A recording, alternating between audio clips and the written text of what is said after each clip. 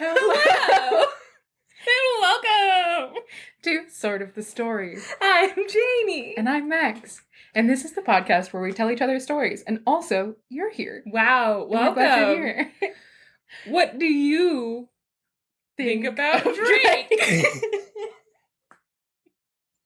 It's ruined.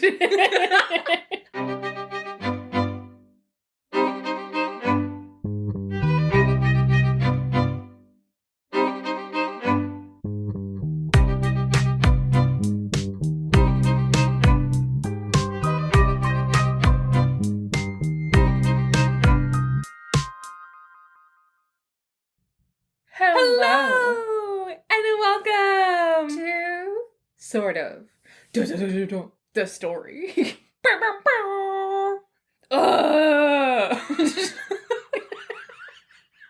What just happened? Every time I do that sound, I remember Drake. Guys, hi. I went to a Drake concert once, and he became my enemy for life. Just in case you think, yeah, Janey doesn't seem like the type of person to have a nemesis. I do, and it's Canadian singer-songwriter Drake. A pretty good person to have as a nemesis, because that guy sucks. He fucking sucks, and nobody talks about it. Guys, Drake sucks. And you know what? I'm about to drop a bomb in case you're there going, fuck you. Also, Kobe sucks. Glad he's dead. Who else can we fucking do? Michael Jackson sucks. Anyway, I don't like pedophiles and rapists. Hot take. It's a hot take, but I don't like them. There's a couple people who I'm mad that are still famous. I guess Drake isn't the most egregious up there. To be fair, Chris Brown is higher up than Drake. But Drake is one that I'm like, how come we're not all watching him more closely? We're just letting him be super famous and hit on like 17-year-olds and start dating them when they're like 18 and 2 months. And he's like, what? A fun fact for you is that stand-up comedian and 50-year-old man Dane Cook I saw that today. is marrying a 23-year-old who he has been in a relationship with for 5 years and not a day more. Go ahead and do that math in your head real quick. The reductress thing. This just in, comedian falls in love with 18-year-old day of her 18th birthday and not a second before. Yeah, someone on Twitter posted, and it made me laugh really hard. They said, isn't it so crazy how so many, like, clever, intelligent, beautiful old souls are trapped in the bodies of hot 18-year-old girls? Oh, and that's basically the thesis of all of our fairy tales that we retell. Yeah. Anything from the Grimm brothers, that's the thesis. Oh, it's so stupid. Anyway, the reason why I was thinking of Drake is because at this concert, he was a really bad performer, and people just pretend like he's not. But I was in Washington, D.C., and he kept going... Every time he'd finish a song, the air horns would blow, and it'd go, bow, bow, bow. And then he goes, yeah, Washington, D.C., make some noise, bow, bow, bow. And it was like, I had to hear that sound 150 times in one small concert that he wasn't even in the whole time. He was wearing a sweater that said September, and it was October, and he, might be the name of an album, I don't know. But he left the stage. He was like, guys, I just want you to know, DC, I didn't start out like this, okay? This wasn't always my life. I had a life before this on this stage. And I was like, is he talking about Degrassi? He was like, so I'm gonna go for just a second. I'm gonna come back so we can remember my roots. And I was like, oh my God, if he wheels out here in a wheelchair wearing a Degrassi high, like, Letterman jacket, I'm gonna fucking lose my shit. I feel like that was the exact moment that Drake grasped object permanence, where he was like, listen guys, I was here before this moment. I am a continuation of the person I was moments before. Wow. Also, I'm gonna leave, and you're not gonna be able to see me, but I'll still be real, and then I'll come back, and you'll be able to see me again. You know? But in the interim, I will still exist. In this particular scenario, I'm proud of him. That's a hard thing to grasp. It really is. You know, but unfortunately that wasn't, because he left for 20 minutes. All the cameras that were, like, playing his concert on the big screens pointed to the audience, so we were just seeing our fucking selves. And then a DJ wheeled out a little DJ machine. What is it, like a soundboard? And then started just playing old Drake songs. Just started on a fucking DJ machine. On the DJ machine. Started What's up, guys? I'm here. I'm DJ Machine. DJ Machine just started playing old Drake songs while we had to watch ourselves listening to the radio. And then 20 minutes later, this concert was like maybe 40 minutes, 20 minutes of this concert, he was gone. Then he came back after one of his songs played, and I was like, what the fuck is happening, Drake? And then he came out wearing not a sweater that said September. No. He did a costume change. He took off the sweater, and he was wearing a t-shirt that said September. And I was like, it's October! Anyway, Drake is my nemesis. So this is the podcast where we tell each other stories, and also you are here. You're welcome. If you hate Drake, fucking send us a line, okay? You can email us at sortofthestory@gmail.com. Tell me your worst Subject Drake line, stories. R.E. Drake. Body text. So true. Or if you want to get in a fist fight, you can find me at the Walmart parking lot. Which Walmart? You can spiritually find me in any Walmart parking at any time. You can find her wherever games are sold. It's also important to know that Savannah and I were not there for a Drake concert. Guys, I'm just telling this story now. Fucking get over it. It's not for children. The story, the podcast, or Drake? Both. Especially Drake. Mostly Drake. I would rather a child listen to this concert than know who Drake is. Because he's going to try to date that child. Or at least just groom them so he can date them when they turn exactly 18 years old. So, at this concert, it was a festival, and my sister and I were like, oh, Drake is headlining this day, let's go see what that's all about. And I was like, oh fuck, I hate Drake. And he made us battle ourselves for like an hour, like fucking Drake. We were in the back, and every time a song would play, like people would be like, yeah, Drake, and I would just like mouth nonsense words to a very predictable beat, and people would be like, this girl knows Drake. I kept getting people going, true Drake fan, and I was like, yeah. And then I started this weird campaign where I kept leaning in going, you want to hear a secret? I heard that Nicki's gonna show up at the end of this concert. Don't tell anyone, though. And then every time I would do that, Savannah, my sister, would elbow me in the solar plexus and be like, stop lying to people about Nicki Minaj. And then she'd push me forward because she was embarrassed and wanted to get me away from those people who would realize I had lied. And I did But that just gave you access to a wider pool of people to lie to. And I did it like 25 times. We were in the front row by the time this concert was over. Because Savannah kept getting embarrassed and pushing me forward again. So finally, we got towards the front row of this fucking huge concert. And I went to go tell my lie again, because at this point I'm like, this is the best part of this concert for me. And I leaned forward and I was like, hey, and this super drunk girl goes, oh my god, did you hear? Nicki's gonna show up. And I was like, I did hear that. Woo! Did you go on a date like 5 years later? No, it wasn't a date. So 5 years later, I was in Beijing, China. From Washington, D.C. to Beijing, China. I was in my job. I worked at a little school there. I see this guy. He's another teacher. And he's like, I'm from Washington, D.C. And I was like, oh, shit. I live near D.C. And he was like, yeah. And then he says something, and he mentioned this music festival. And I was like, oh, shit. I was at that same music festival. And we're like, wow, crazy thing. And he's like, yeah, I only went for Drake. And I was like, same. Same here, me too, as well, my man. He was like, true Drake fan. Yeah. And he was like, yeah, it was a pretty good concert, but I was kind of disappointed because I heard a rumor that Nicki Minaj was supposed to come, and I guess she got sick and didn't show up. And I was like, oh yeah, that sucks. And I was like, where were you standing in this concert? Because I was like, maybe I talked to him beforehand. Like, maybe there was like I didn't like this guy at all, but I was like, maybe there was a weird moment of fortune where I told him a lie and he believed it and it ruined his whole night, which I would have really liked. And he was like, I was in the back left of this huge fucking venue and I had made it up to the front left. He was in the top right the entire time. He was as far away as you could possibly get to me, and the rumor spread that fucking fast. And I was like, and now I'm in Beijing living this again. Anyway, I I should have died then because nothing has come close to that. And you guys, welcome to the podcast.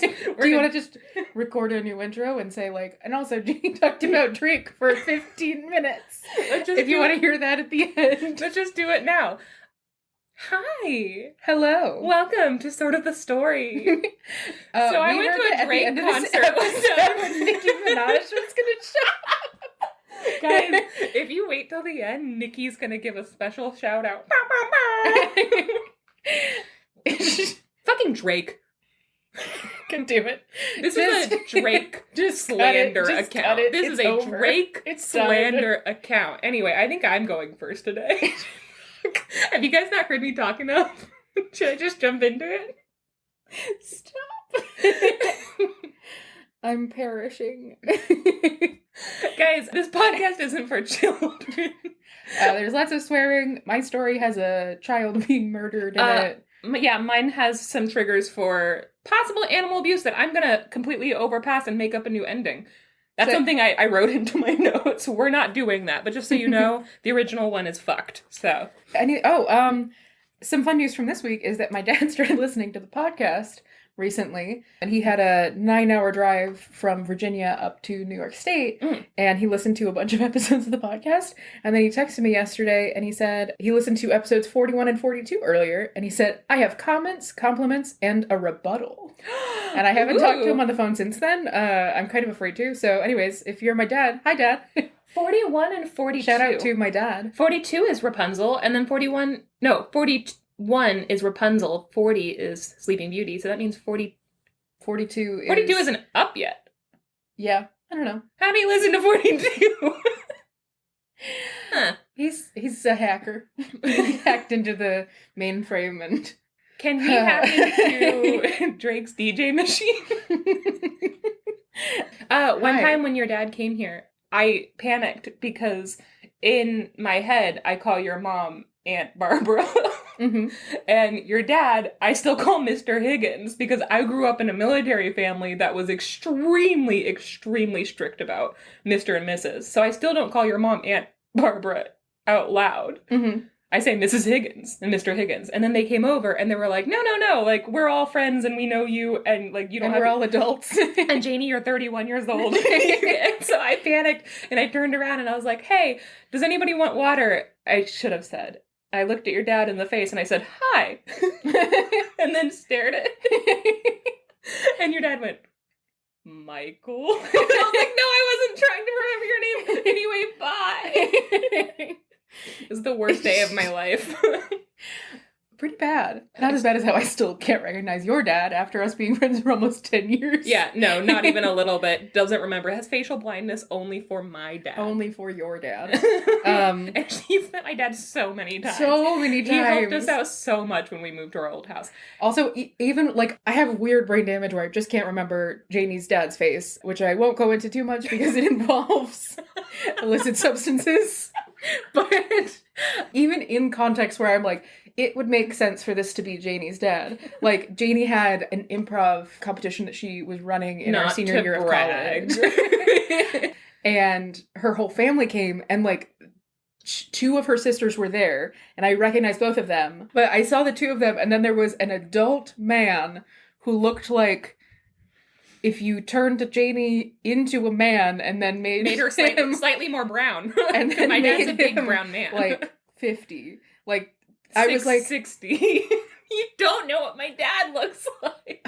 I don't, but I was like, in between these 2 family members, and I was like, it would make sense for that to be Janey's dad, but I'm 100% sure that is not her dad. Like, that man's face I have never seen before, and I have met Janey's dad. Just so you know, I'm 100% sure that is not her dad. It is the echoing chorus of my whole childhood. Woof. I am his whitest child. I was born bald and then later got blonde hair and green eyes and freckles. And literally everybody we met was like, hey, really quick, sorry, prove it. Anyways, Janey, you have a story for us. Oh, guys, let's go ahead and start. Yeah, if you're a child, fucking beware. And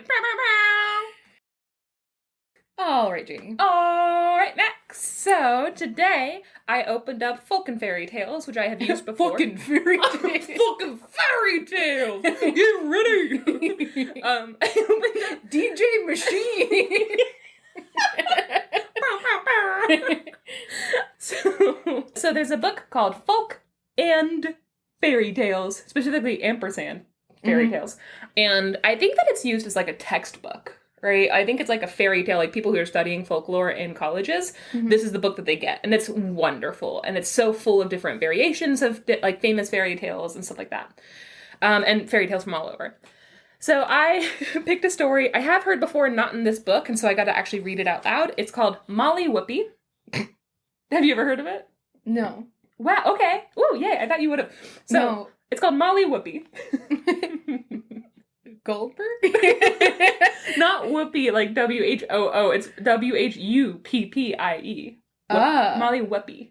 I also titled it, I said, Molly Whuppie, what makes a serial killer? Let's discuss. Whole grains. Woo! Okay, so once upon a time, a man and a woman had too many children, and they couldn't feed them all. And they were like, God, these stupid kids, they just keep popping out on their own, basically. And then they want food? And so they were like, listen, we're not all going to survive. So they take their 3 youngest daughters, and they do the responsible thing. And they leave them in the woods to die of starvation and exposure. You know, as you do. Yeah. And they're the 3 youngest girls. Like, come on, what have you even done for this family? We call that feeding the wolves. Yeah! It's responsible. It's a circle of life. There you go. So the girls, after they are abandoned and they don't know where they are, they start kind of wandering, trying to find their way back home. And of course they get lost, right? Sure. And they're traveling through the woods. They don't see anyone for miles. It's getting dark. It's getting cold. And they are extremely afraid. You know, like a lot of the animal noises are starting to come out. And they're like, oh shit, like we're in trouble. Sure. And then at the last possible minute, they see a light, and they're like, oh crap. So they travel towards this light through the forest, and they find a house. And the windows are all brightly lit. It looks very warm and inviting. So they run up to the door, and they just start banging on the door. They're like, please let us in. We're very cold and hungry, and we're tired, and we're scared, and, you know, orphan. So, I'm a starving orphan in the woods. Oh my god. And so it's like, learn to deal with your problems. Yeah, like fucking get a job. So, I am not prepared to do this emotional labor for you children. What have you ever done for me? So they knock at the door, and a woman answers. And they beg her, like, please let us in. Please let us eat and sleep here tonight. But she refuses. And she's like, listen, it's not that I don't want to help you or that I'm heartless. It's just that, quote, my man is a giant. Ooh. And he'll kill you if he comes home. Because giants kill children.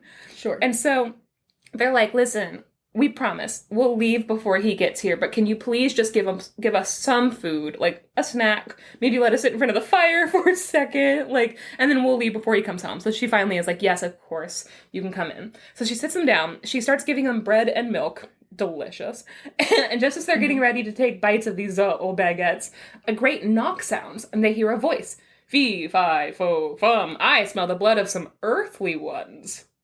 Classic giant. Classic giant. So the giant asks, like, who's in there, wife? And she responds truthfully. She's like, hey, there's 3 little girls. They were cold. They were hungry. And I told them they could eat. And then they said that they would leave. And then she tells him, and you won't touch 'em, man. There's something really sexy about Scottish fairy tales where they call each other man and woman. And I'm like, I'm not gonna lie. I don't hate that. Yeah, I'm not into that, for sure. It's not just like one person calling it, you know, like, anyway, I like it. So he says nothing. He gets in, right? And he eats his supper like really moodily. And they're like eating their bread like awkwardly across from him at the table. And after he's done, he's like, listen, you're going to stay the night. And they're like, no. And he's like, no, you're going to stay the night. He insists. And so they have 3 daughters. I don't know where they've been this whole time. But they have 3 daughters of their own, the giant and this woman. Who I'm going to guess is also a giant, but like, really weird. They never mention that she's a giant. They just call her the giant's wife. And she even says, like, my husband is a giant. So, good for her. So, they have 3 daughters of their own. And he piles the 3 girls into bed with his 3 daughters, right? They line them up, whatever. And he's like, okay, good night. Sardines. On top of each other. It's just one very small bed. But It's like a huge bed, and they, like, you know, lay them down side by side. Before they go to sleep, so the youngest of these girls that was lost in the woods, the youngest of the sisters, is a lass called Molly Whuppie. And Molly Whuppie is very clever, and she's also, like, I think clever is, like, the bare minimum. I don't think this is, like, clever. She's just the only one who's fucking, like, opening her eyes. Because she notices that the giant gives them all necklaces before they go to bed, right? The 3 girls from the woods, 3 sisters, they have necklaces made of, like, rope. And I'm like, that's dangerous. Don't sleep with rope around your neck. What? And then for his 3 daughters, he puts 3 gold chains around their necks, right? Each of their necks get one. They're not, like, decked out. Yeah. One necklace for each. And so then they go to sleep. And so she decides, like, I better stay up. Obviously, there's something shady about this giant. She waits till they're all asleep. She kind of checks. She starts, like, whispering. Nobody's waking up. So then she takes all of the necklaces off of all the girls, and she switches them. She puts the 3 rope necklaces on the giant's daughters, and then she puts the 3 gold necklaces on her and her sisters. And then she lays back down and she waits. And after a little while, in the middle of the night, the giant sneaks into the room, right? And she's, like, being very quiet and watching him through, like, one open eye. And he feels all of their necks, and he kind of, like, sees which one is wearing the rope necklaces. And every time he finds a rope necklace, he very quietly picks that girl up out of the bed and he places her on the floor, right? And so Molly Whuppie's like, okay, really happy I switched those necklaces. Wonder what he's gonna do. And then he brings out a big old stick and beats them to death. Oh, can you imagine sleeping through someone touching your neck and then picking you up and putting you on the floor? Okay, so... And then the screams of 3 children being beaten to death with a stick. Okay, so I thought the same thing. I was like, how come everyone in this house is just sleeping through this? Like, it's horrific. That being said, I did hear a version, in this version, and I couldn't find the version, so I'm wondering if I just heard somebody... Here's what I'm thinking. I think that when I first heard the story, it was like a YouTube retelling, and somebody, like, filled in the gaps. Because I remember in my memory that when they had their, like, final glasses of milk before they went to bed, they were drugged. Oh, that and makes sense. She didn't drink it because she didn't trust him, so she didn't get, like, anything. And so, like, that makes more sense. It doesn't say that in the story, though. So he beats them all to death, and then he leaves. Jesus. And he's feeling very proud of himself. He's like, good job. I sure did kill those children. And then he... A+ child murdering. Also, I'm sorry, but if they're half giant, wouldn't they be bigger than the other girls? It's just wild. Unless they were little girls and these are teenagers. Which is even more fucked up. So, okay. I have questions for this giant family. Everything. So... I put it in bold and italics. Beat them to death. Yeah, I really did. That really got me. So Molly's like, it's about time we hit the old dusty trail. And she wakes up her sisters, and they climb out the window, and they make their escape. And they run, and they run, and they run as fast as they can, farther and farther away. Eventually, they make it to this grand house. And it turns out this house is the king's house. And so she goes in, right, they let her in, and she goes to the king, and she tells him the whole story. She's like, listen, this is what happened, this is what I did, the giant killed all his kids, whoops, but, like, here we are, can we have some milk and bread? She says her catchphrase, which is, Molly Whoopsie! He's like, wow, that's hilarious. Also, what's your name? It's Catherine. Oh, so it's Catherine Crackernuts. It's Catherine Crackernuts. She's coming back. So, but the king says, like, he listens and he nods sympathetically, and he's like, that's really traumatic. I can't believe you had to watch 3 little girls get beaten to death by their father. And she's like, yeah. And he's like, wow. What would you say about you going back? And she's like, huh? He's like, if you go back, I know that giant. And he has a sword that hangs on the back of his bed. If you go and you get that sword that's hanging, like, above his bed behind it, then, I'll let your eldest sister marry my eldest son. And first of all, I'm like, I hope they're the same age. Yeah. But also, how does he know what's hanging behind the giant's bed? It's a little bit suspicious. I have a whole mythology in my head about this king and this giant. Oh, I assume in my head, I was like, oh, he and the giant fuck. And then I realized it would make more sense if he was fucking the giant's wife. But, oh! I didn't think that. I'll tell you why. So... yeah, he and the giant definitely boned. They boned. And they had a messy breakup. Now he's sending a child to go steal his shit back. So he's like, listen, I gave him a box of his stuff and he did not give me a box of my stuff. So Molly goes back. She's like, you know what? I'll try my best. And she manages to slip into the giant's house without being detected, and she hides under his big bed. And that night, the giant comes home, he eats dinner, and he goes to bed. And I assume Molly has to listen to his wife cry herself to sleep because they just recently lost all 3 of their children in a brutal fucking way. Yeah. Now their house is empty and quiet, and her husband murdered her children, and now she's forced to still sit there and sleep in the bed with him. Like, she's living a nightmare. Mm-hmm. And there's a sword right there. I know. He's obviously not great. Then again, she does boss him around a little bit. He doesn't listen to her, but, like, she doesn't seem to be afraid of him. It's weird.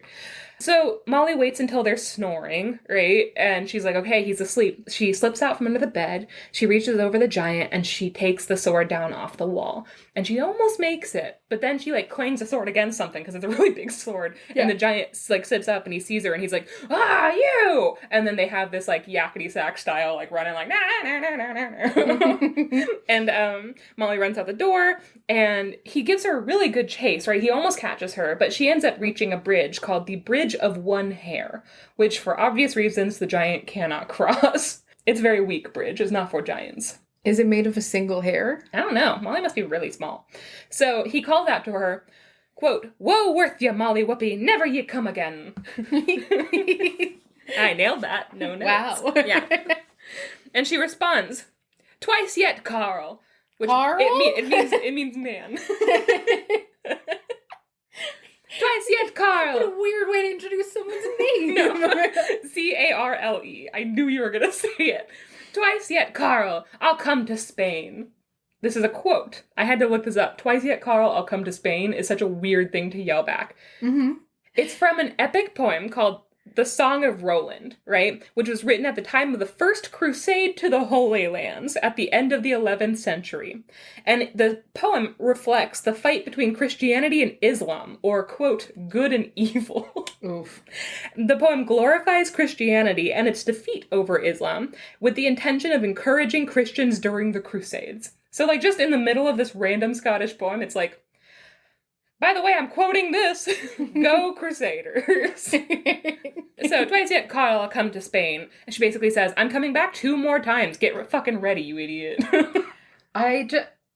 She does have a catchphrase. She has a catchphrase immediately. Also, she knows how fairy tales work. She knows that the king there's 3 of them. The king has 3 sons. She knows the king isn't just going to give her one task. Because she straight up says, like, hey, I'm coming back 2 more times. Yeah. So, get fucking ready. So, she brings the sword back to the king, and he keeps his promise. He marries his eldest son to her eldest sister. Not bad for being abandoned in the woods. You know? Like, 2 days ago. Yeah. This happens so fast.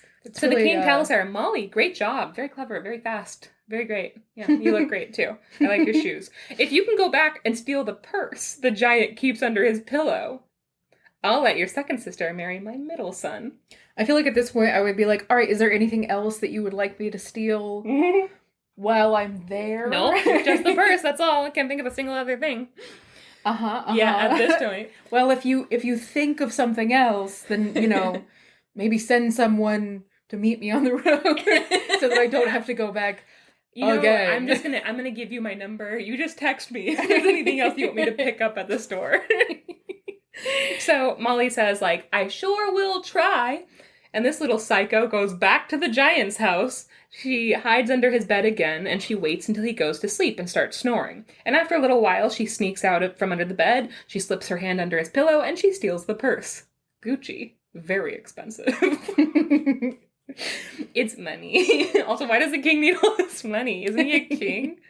So the giant wakes up and he starts running after her again, right? And he chases her yet again to the Bridge of One Hair, and she manages to run across just in time, and he shakes his fist at her and he says, "Don't come back, Molly Whuppie. Like, stop it." Leave me alone, We're Molly very Whuppie. Traumatized over We're here. grieving. Granted, I did do the murder, but still. I didn't have to. Yeah, I don't feel Give sorry. Give me a break, Molly Whuppie. I don't feel sorry for him at all. He's a straight-up child murderer. That being said, I feel really bad for his wife, who was just being very nice.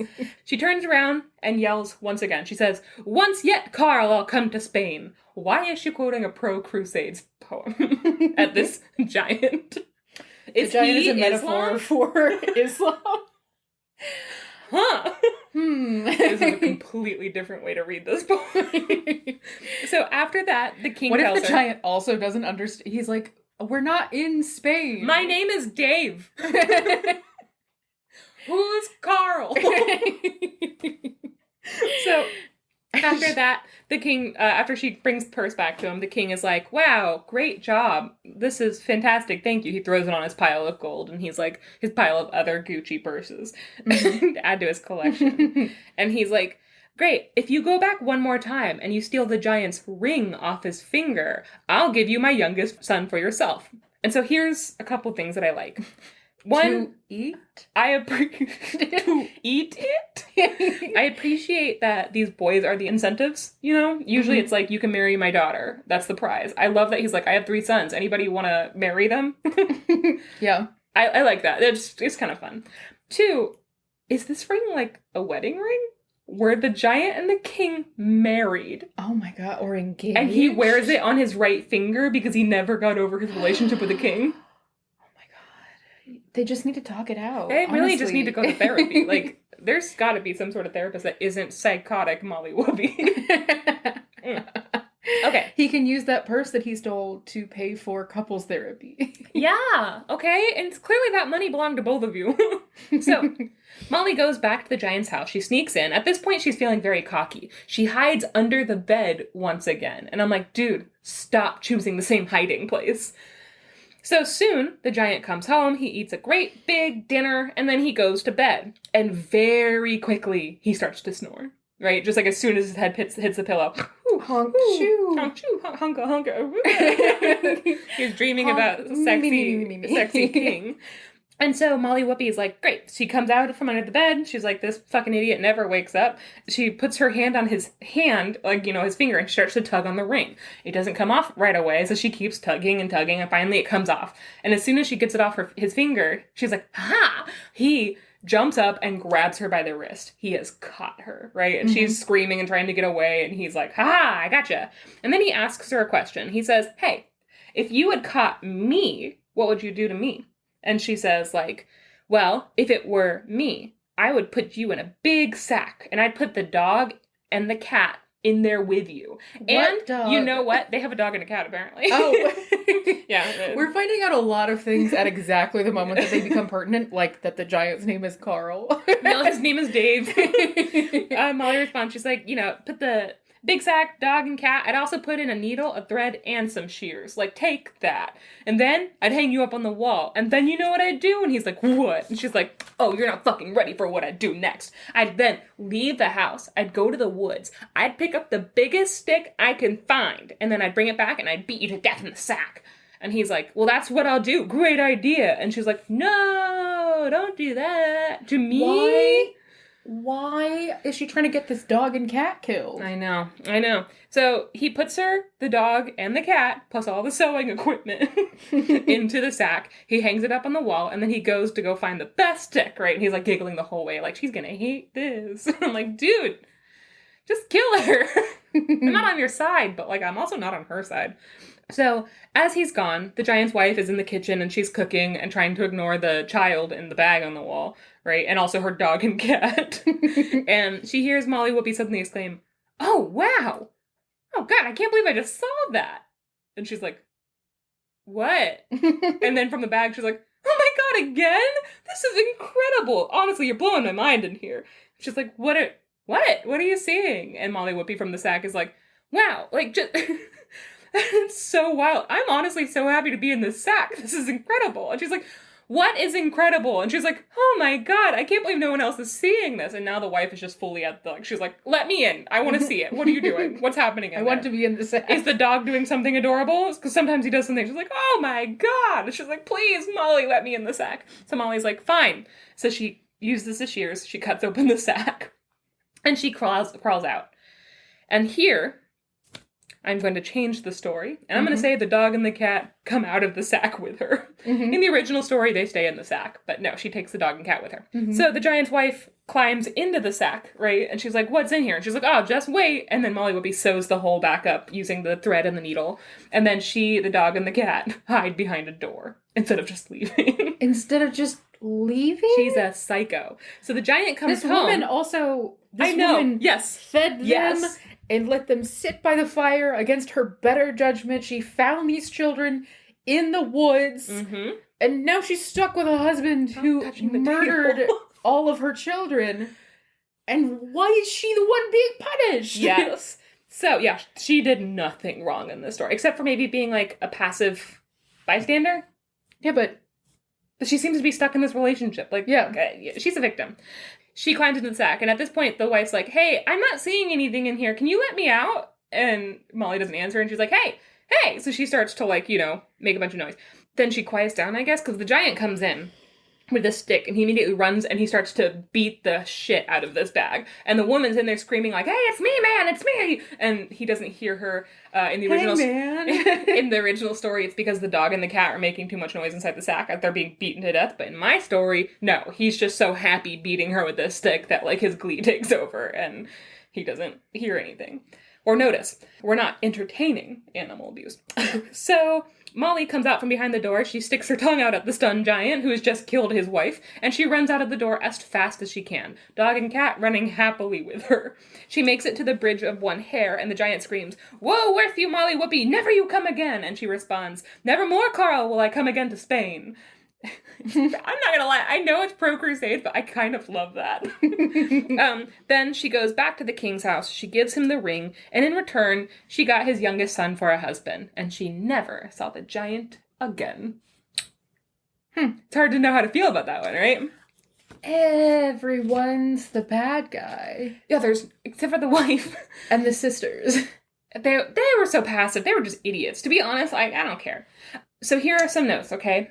This story was collected and popularized by Joseph Jacobs, who we know well, from his book English Fairy Tales. And it's often described as an English fairy tale set in Scotland. However, there is a Highlands version called Maul. I did not look up how to do this. Mail of Chilibane, which was collected by John Francis Campbell in Popular Tales of the West Highlands. And Jacobs noted there was also an Irish variant called Smallhead, and said that it was, like Jacobs himself said, it's not English, it's actually Celtic, and I collected this and put it in my English fairy tales. But everyone's like, no, it's an English story. And even Joseph Jacobs was like, it's not, though, it's Celtic. So, and all of the Scottish people are like, it's from the Highlands. What are you talking about? Actually, it's from Spain. Yeah, it's actually Spanish. Sorry.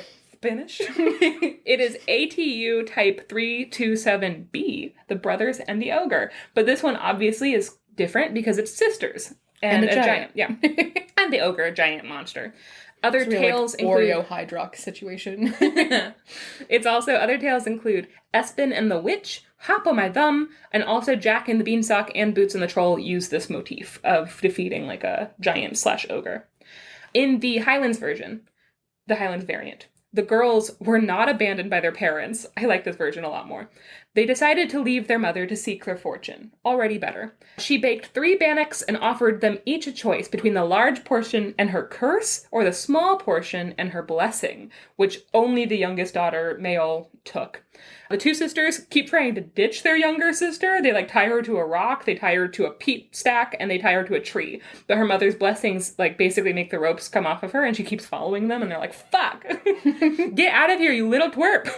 And then the rest of the story is the same, besides some minor details. Mm-hmm. And then also want to mention that in the version that I remember hearing, the giant eats the children instead of beating them to death, which makes more sense to me. Mm-hmm. Yeah, that makes, if you're hungry, then why just kill them randomly?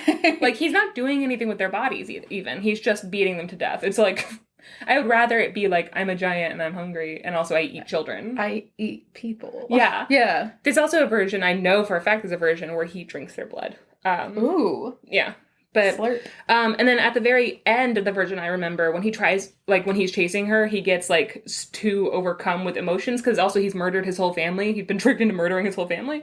And so, he chases her, and he tries to cross the bridge, and then he falls to his death below. Rip. Yeah, which also makes more sense to me. Why leave him alive? Mm-hmm. Anyway, and that's the tale of Molly Whuppie, Scottish serial killer. Whoops. All right, you want to take a break? Yeah. Okay. We'll see y'all in a minute. Bye. Wah, wah,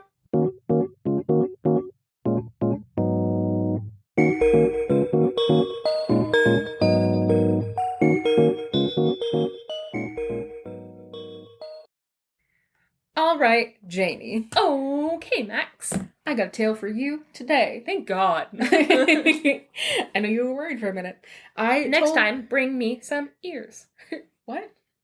Oh. Today you got a tale for me. I see. I gotcha. It's Yeah, pretty funny. Yeah. Oh, thank you. Thank you.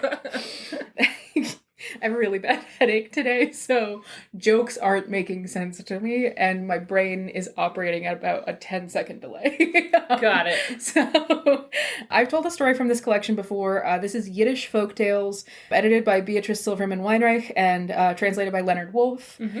The story that I did from this before is something... It was the amazing one about the guy going to hell. Yes, yeah. And we met Asphodai. Yeah. Asmodeus. We met Asmodeus. Ashmedai. Yeah. So that was in the I previous love that episode. story so much. It was a fun one. So this story is called Of Nettles and Roses. Okay. Once upon a time, there was a rich man and his wife, and they had a very beautiful baby girl. The baby girl grew up and kept getting more and more beautiful, and when she had almost reached adulthood, her mother died, which was obviously a huge bummer. Yeah. You know.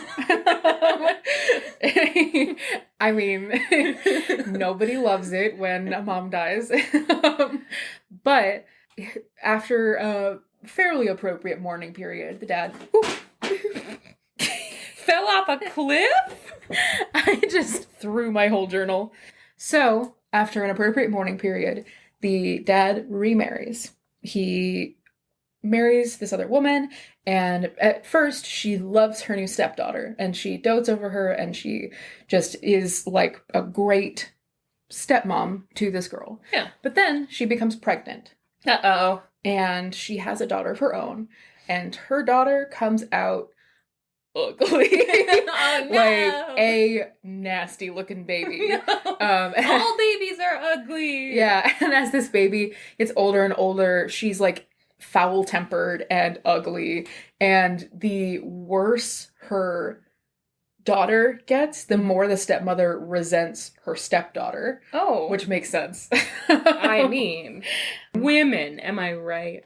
And she's just going crazy with this terrible child that she has, and she keeps blaming her stepdaughter for everything, and so eventually she just snaps and she's like, I'm gonna get rid of her, right? Oh. The stepdaughter's father is a merchant, so he travels a lot for work, and at one of these times that he's out of town, the stepmom goes to her stepdaughter and is like, it's about time you start doing some chores. I'm going to give you the dirty laundry, and I want you to take it to the river outside of town and wash all the dirty clothes and bring them back clean. Okay. And the stepdaughter immediately bursts into tears. Oh. No, me too. Not laundry. Anything but that. Please. Because the river outside of town is cursed, and anyone who goes there doesn't come back. Where do they all wash their laundry then? Mm-hmm. At the laundromat? I'm guessing there's another river or like a lake or something. A different one that's fine. But this one's cursed. And so she bursts into tears and she begs, and the stepmother is like, no, like, clothes have to be washed and you have to do as you're told. Go wash the clothes. So the stepdaughter gathers up all the dirty laundry and she brings it out to this river, and she's crying all the way, and she's carrying this huge sack of laundry, and she gets to the river, she's just bawling, and she starts like dunking these clothes in the water. Like, well, this is the end. I have washed my clothes while sobbing before. I think we've all been there. You're pouring in the soap. You're setting the spin cycle. I'm using cold water because it's better for the environment. 2 rinses because of fabric softener. So she's at the edge of the water and she starts dunking the dirty clothes in. She's just sobbing. She's like, I guess this is how I die.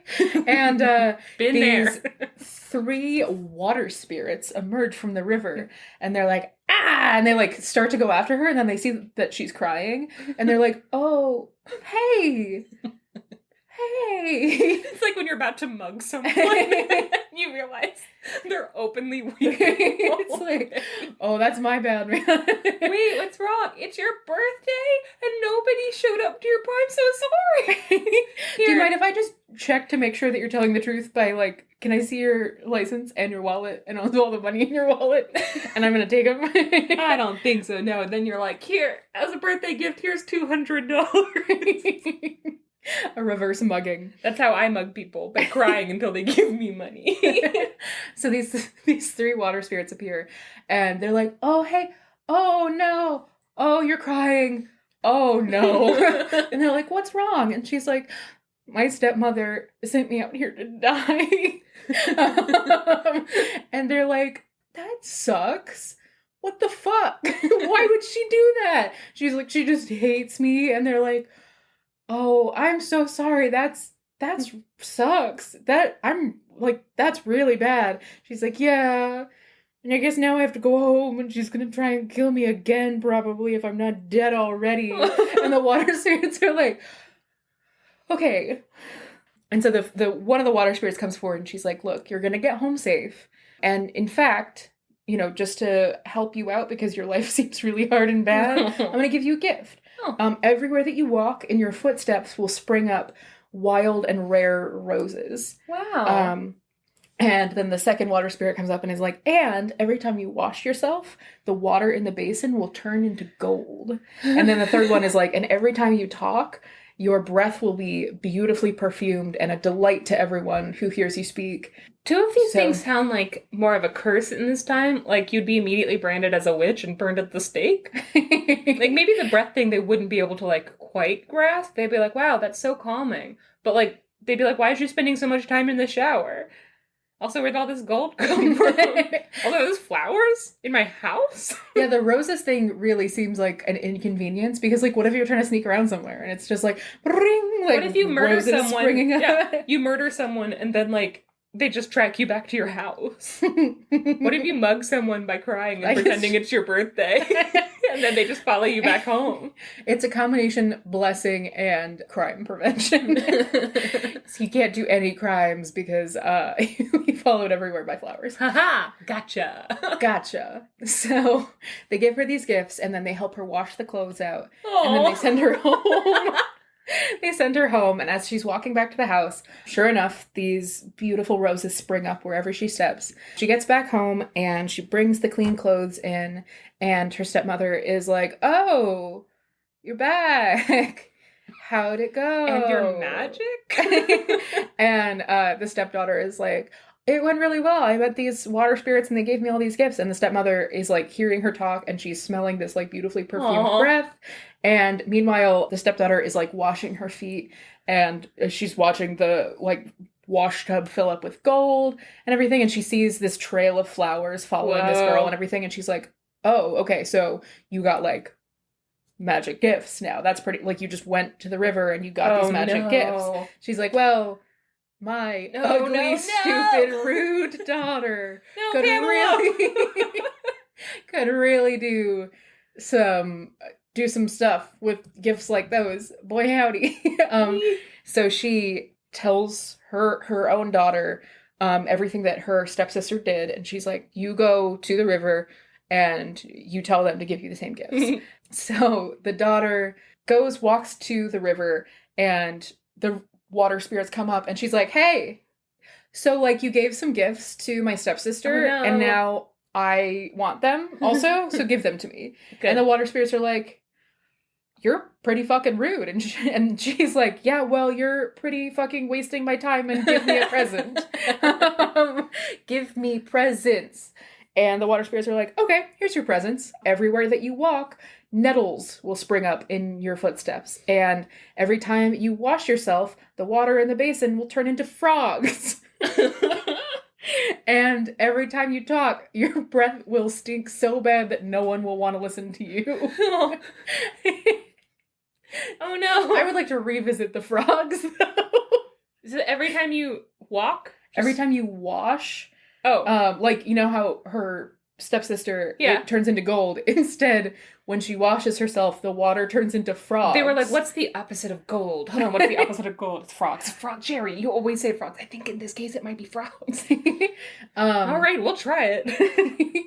I know we've talked about it before, but Gail Carson Levine has a collection of, like, twists on fairy tales, and one of them I was just thinking about that. I was like, one of them is kind of the same thing where the girl is... The nice one is blessed with having jewels come out of her mouth, and then her mean sister goes to the wishing well witch and is like, give me that also. And the witch is like, you're rude, and you have frogs and snakes coming out of your mouth forever every time you talk. And then at the end of the story, she becomes a like frog, snake, and lizard conservationist. And that's what I like to imagine happens to the daughter in this one also, is that she's like, she just washes herself and like saves a bunch of frogs from the brink of extinction. Yeah. Can you imagine every time you take a bath, the bath turns into frogs? That wouldn't I haven't been able to stop thinking about this all day. I don't think you would be super upset about that. Like, you wouldn't be, like, happy about it, I don't think. But, like, you wouldn't be, like, not happy about it. Yeah, I like frogs. Yeah. I wouldn't mind having a bunch of frog friends. There was a guy on TikTok who, I don't know if you've seen this, scooped up millions of tadpole eggs and then hatch them. And in the wild, very few tadpole eggs in comparison to how many there are actually make it to be frogs. And that's just like they get eaten and they die out, and that's how nature does it. But he saved millions of them and he put them in like a swimming pool, and he's like, I'm gonna have a frog army. And he was like telling everyone like, I'm gonna have this frog army. And then millions of them hatched. And there's this video of him releasing millions of frogs back into the ecosystem, and everyone was like, hey, you motherfucker, that's you can't do that. Like millions. And they were literally like huge and like rolling over each other in this huge wave of frogs, but like it's so damaging to the ecosystem that literally everything can die out in that entire thing. Like it's just going to start a chain reaction, and everybody's just waiting for this whole area to die. I understand that it is ecologically very irresponsible to do that. But also, if you have the opportunity to become a frog lord, I don't know how you can turn that down. Well, people were talking about how they were like, can he get charged with like eco-terrorism because of how damaging this could be? And like, there's so many debates right now about whether or not they can, because he's underage, they're like, can he technically be charged with eco-terrorism? Frog lord? Frog lord. Yeah, anyway, it's wild. It's a wild thing to follow. Getting into prison, and they're like, hey man, what are you in for? And it's like, I tried to raise an army of frogs. It's like, oh, I just did a regular murder. Your thing is cooler. So the daughter is cursed with these things, right? Meanwhile, a prince of a nearby kingdom is looking for a wife. And a pet. And he hears about this beautiful girl who, everywhere she walks, roses spring up in her footsteps. And so he comes by the house and he sees her and he's like, wow, I love you. And she's like, wow, I also love you. And then when she talks to him also, she has this beautiful perfumed breath, and he's like, this is great. Do you want to get married? And she's like, yeah. And so a month later, in the middle of the night, she sneaks out of the house and runs away to his kingdom, and they are married. Okay, but then her stepmother just follows her footsteps, catches her before she gets to the castle. I like the idea that because the roses specifically spring up in her footsteps, she has to find weird ways to travel. I was just thinking she had to skateboard around. Skiing.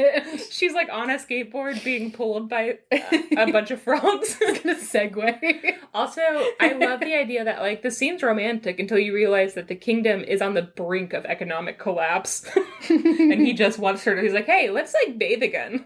LOL. Get in that bathtub. Inflation, and then like wealth disparity, overfunding of the ruling class. Meanwhile, nearby there's an eco-terrorist releasing so many frogs. The way to keep this in balance really is for the king to take all of this gold that he gets from his wife's baths and use it to buy frogs. And then it all balances out. What's he gonna do with the frogs? What? That doesn't balance anything now. He's gonna move them. So there'll be like half as many frogs in the original kingdom, and then like the gold will be split between the two kingdoms. Okay, he takes the frogs, okay, and he puts them in a helicopter. Okay, hold on. And then he releases them on his enemies. He just like frog bombs them. You don't mess with the frog lord.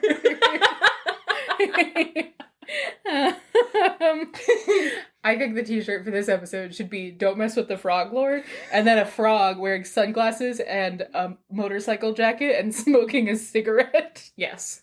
Like Frog and Toad style? Yeah. Frog and Toad, but like a biker with a bunch of tattoos. That's what I think.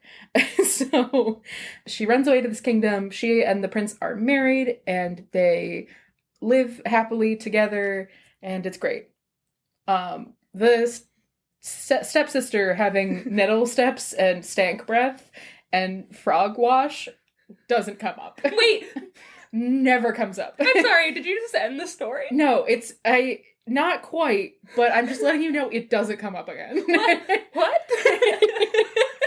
So the stepmother realizes that her stepdaughter has gone missing, and she's like, that little bitch.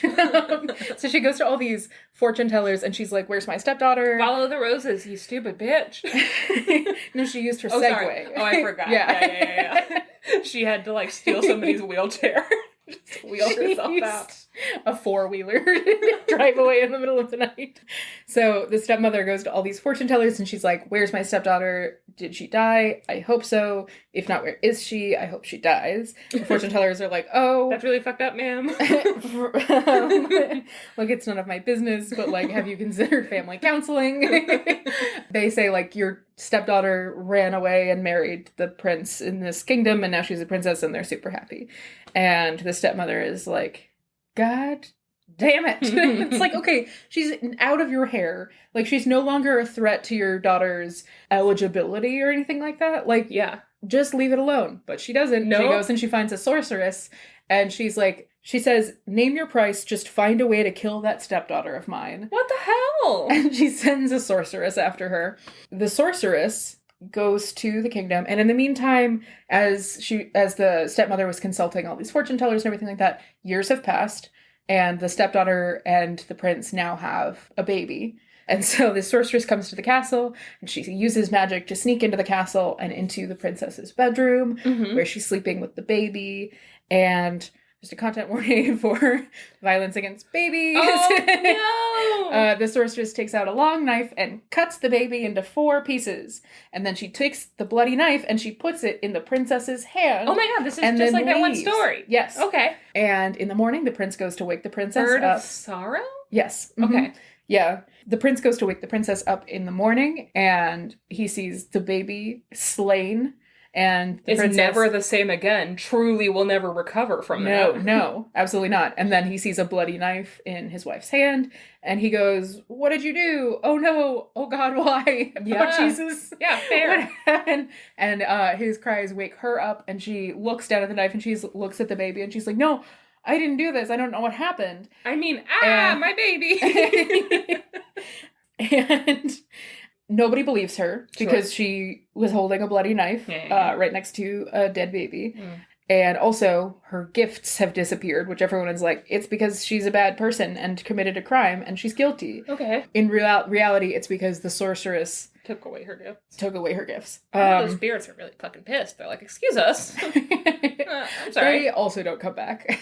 Great. This is a weird story. Great. So the king is like, this is an atrocity, and he commands that the princess's eyes be put out, so she is blinded, and then they put the dead baby pieces in a sack, and they're like, you have to carry the sack and also you're banished. Goodbye. And they kick her out of the kingdom. So she just has to walk around blinded carrying a sack full of baby parts. No, bury that. You don't have to. Once you're out, you don't have to carry that anymore. So she wanders around and she wanders until she finds herself in a forest. And she is crying over her baby and her lost life and everything, and also the fact that she's blind. Sure. And she cries herself out and cries until she, like, falls asleep under a tree. Mm-hmm. And she has a dream that her birth mother appears to her, and her birth mother says, "You've suffered so much. Yeah. There is still more suffering in your future. Oh. But there's also relief coming for you. Like, things will get better soon. Mm-hmm. When you wake up, you're going to find yourself next to a well. And you take the well water and you put it on your eyes, and then take it and put it on the dead baby parts." Okay. So the princess wakes up. She takes some nasty rancid well water and puts it on her face. Yeah. And her sight comes back. Her eyes are fixed. And then she puts the nasty rancid well water. Really can't emphasize enough how much you should not just put well water on a wound. Yeah. Yeah. But she puts it on the baby. Also, this is the story of Dionysus. Mm-hmm. Right? This just happens to baby Dionysus. Yeah. Anyway, sorry, go ahead. She puts the well water on the baby, and all the baby parts back together, and the baby comes back to life. Woo! And she's like, "Hooray, my baby's back alive and I can see again." And then she... Also, that pesky rose curse is gone, thank God. I have really bad allergies, and that was honestly a life ruiner. So many thorns. So the baby is back, and she is overjoyed, and so she decides to continue her wandering with her baby, and she makes a living by going from town to town and singing for money and for places to stay and everything. And she builds this new, beautiful nomadic life with her baby. Good for her. And then her baby gets to an age where they need to go to school and everything, so they settle down together in a big city, and she takes a job as a servant to a very rich family. I was just as a barista at Starbucks. This also happened in 2017.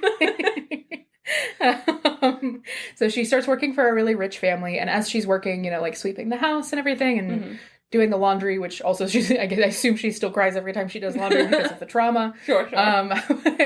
As she's doing her work, she sings songs, and she sings songs about her life and everything that's happened to her and everything, and everyone who hears them is like, "Wow, you have such a beautiful voice." Also, that story is terrifying. Oh, once I was in a lake, and then some spirits gave me some powers. I cried and then got money. What if you also gave me money? Ding, ding, ding, ding. She has a banjo. So, the baby has a banjo. Oh. Only put the water on cold because I care about the environment. Just singing songs about how to do your laundry. So, don't eat Tide Pods. Why would you do that? My sister has frogs. And everyone's like, beautiful music. Wow, what do you call that? New hit single. Top of the charts. Billboard Top 100. Again, this happened in 2017. This is Halsey. So she is working as a servant for this very rich family, and the family throws a big party, a banquet, and they invite the king and the prince, which they've heard this woman sing her song, and it's like, anyways, the king poked my eyes out, and then my prince, who was the husband, threw me out because he thought I killed my baby, but I didn't, and here you can see the proof because my baby's still alive. He also wasn't happy about how our bedroom was always filled with roses. It attracted a lot of bugs. Also, flowers make him sad. But they still, I guess, invited the king and the prince, completely ignoring the fact that this woman had gone through, again, massive trauma at the hands of these people. Sure. And the king and the prince show up to the banquet, and there are all these singers who come in and perform and, like, sing beautiful songs. And the prince is sitting at the banquet, and he's like, ugh. I mean, these songs are fine. I just feel like I can't, like, relate to any of them. Like, none of these speak to me. They're not about my life, and so I don't understand them. Here's the thing. I don't like music unless it's specifically about events that have occurred in my specific life. New theory, this isn't Halsey. This is Bo Burnham. And the song that he wants to see is CEO Entrepreneur. Born in 1964, Jeffrey. And the prince is Jeffrey Bezos. I hope not. So he's like, I can't relate to any of this music because it's not specifically about things that have happened to me. Sure. And the hostess, the woman of this very rich family, is like, actually, I know a little bit about your life story. I read about it in Forbes. And one of our servants sings songs that are remarkably similar to the things that have happened in your life. And the prince is like, well, if they're so similar, then why doesn't she come out here and sing them to me? And so the hostess summons the servant. Oh, you're starting from outside. Ding, ding, ding, ding, ding. The baby comes out first. He's chewing on a piece of straw. Tiny, he has a tiny banjo. He's barefoot, wearing cut-off jeans. He's got the one-man band thing of like a tambourine between his knees God, or something like that. And he's like, whoa! Once I was a young lad and I was a prince looking for a princess. I've got a fetish for roses and I really like to sing la la la. So the princess, garbed elegantly as a servant, comes out and the prince is like, well, go on, sing your song. Doesn't recognize it. Sing your song if it's so similar to what happened in my life. He's one of those people that only recognizes people by smell. Oh my god. One of those people. Yeah. And she sings all these songs, and she's like, here's a song about how I got magic powers from a bunch of witches in the water. And then here's another song about how my stepsister got cursed by those same witches from the water. And then here's a song about how I was framed for murdering my baby, but I didn't. And also here's the prequel song about how I married a prince. And the prince is like, oh my god, I am a prince. Oh my god, are you my wife? And she's like, sorry, I'm not done yet, sir. And here's a version of Michael Jackson's Beat It that is slowed down that I really like. She pulls out a ukulele and it's like, we're gonna do some Wu-Tang. Yeah. And everyone's like, oh. And here's a really nice white girl version of Kanye's Black Skinhead. Everyone's like, okay, no, it's fine.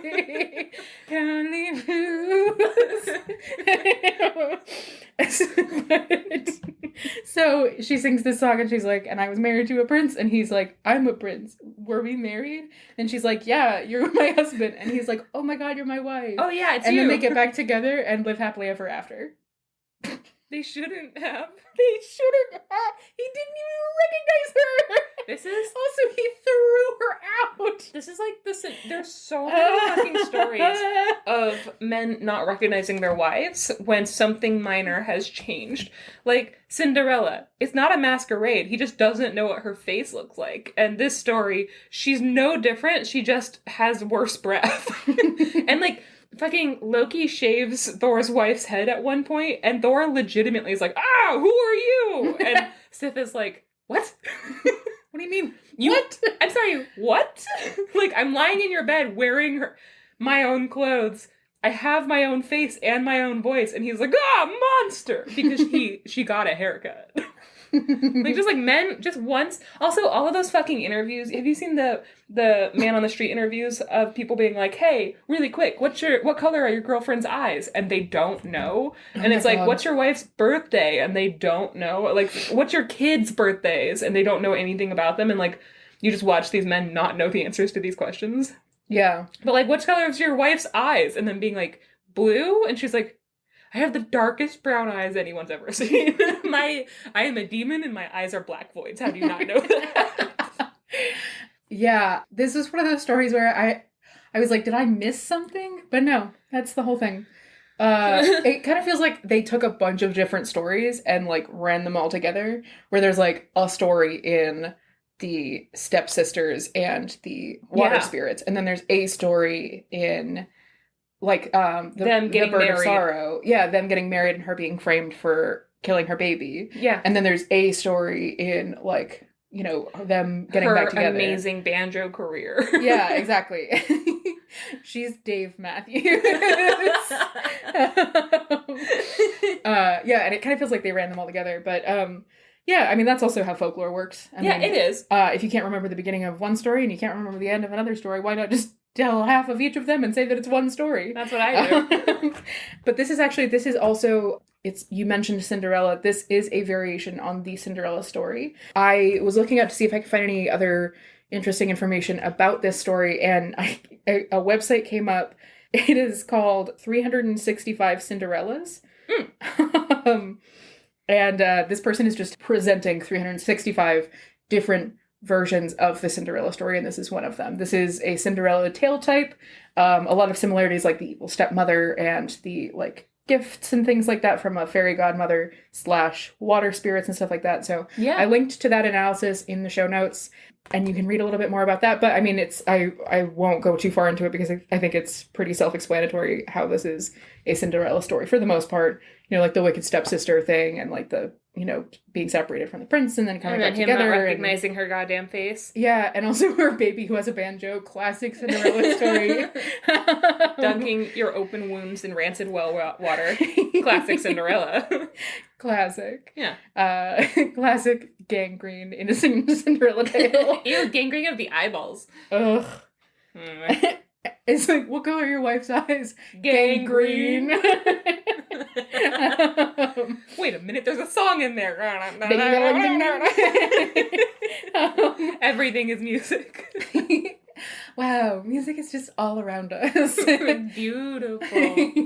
Anyway, the rhythm of life. Keep your ears peeled for our new theme song. Ding ding ding ding ding ding. Welcome to Sort of the Story. Sometimes we go to the river, we put our clothes in the river, and then we get a curse. You know, in a way, sometimes we do go to the river and put our clothes in the river and get cursed. If you really think about it, I mean, it says a lot about society. If you really think about it, if you really think about it, and then you stop thinking about it at exactly the right point. If you're shaking your head right now, it's because you haven't thought a day in your life. Okay, well, guys, that was another goddamn story, sort of. Connect with us on all of our things. We have a Twitter and a Instagram and a TikTok and an email, which is sortofthestory@gmail.com, and merch, which is tpublic.com/user/sortofthestory. And if you want to, there's a Discord. We haven't really done a lot. If you have any ideas for the Discord, please let us know. Yeah, but we're both kind of in it right now, so we'll see. But come hang out with us. Yeah, guys. Oh, also, if you want to see any of these books, they're both already up on our Goodreads, so you'll have to go down in the list a little bit, but both these books are up on our Goodreads list. Mm-hmm. And they're good. They're genuinely good books. They're pretty good reads. Okay, with that, we're struggling this week. Anyway, fuck Drake. See you later. Goodbye!